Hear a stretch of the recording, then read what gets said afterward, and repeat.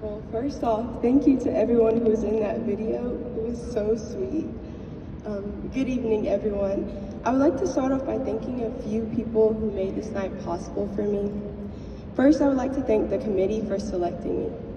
Since I served as a member of the committee last year as the junior representative, I know what an honor the Bob Finley Character Award is, and I'm truly grateful.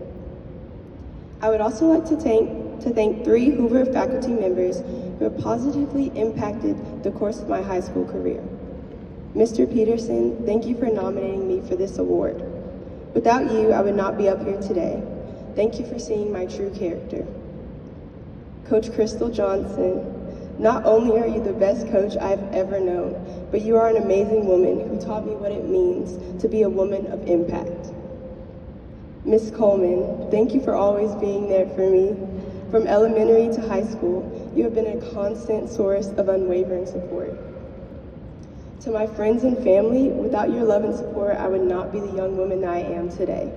Mom and Dad, thank you for teaching me the importance of having good character and raising me to value integrity and hard work.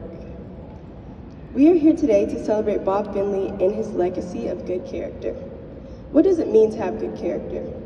Everyone here likely has a memory that embodies their definition of good character.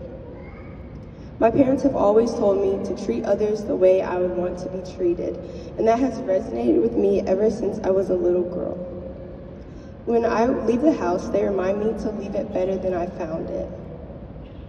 When I was about 9 or 10, my family and I went up to Memphis for a trip to visit my aunt.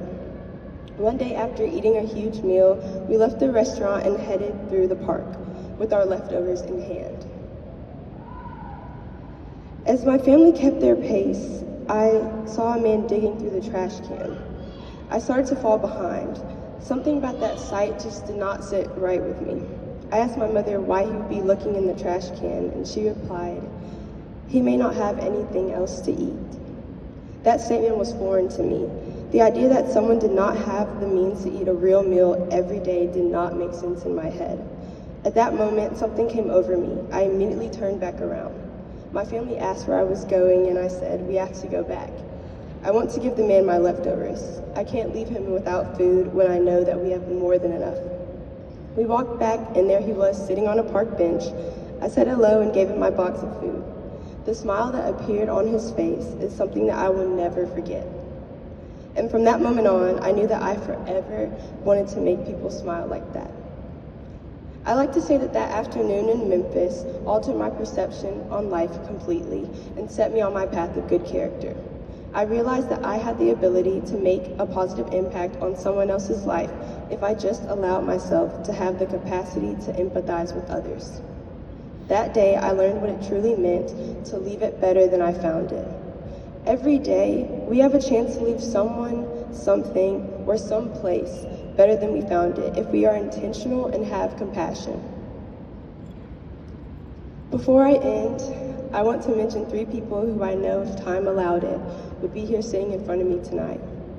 To Channing McGuffey, your personality and love for others not only made you a person to look up to, but is the reason why you have permanently left a positive impact on the Hoover community.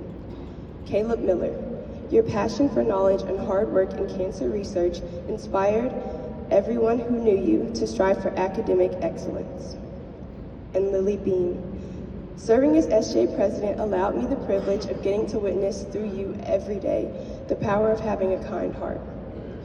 Like her name, Lily was a beam of light to all who knew her.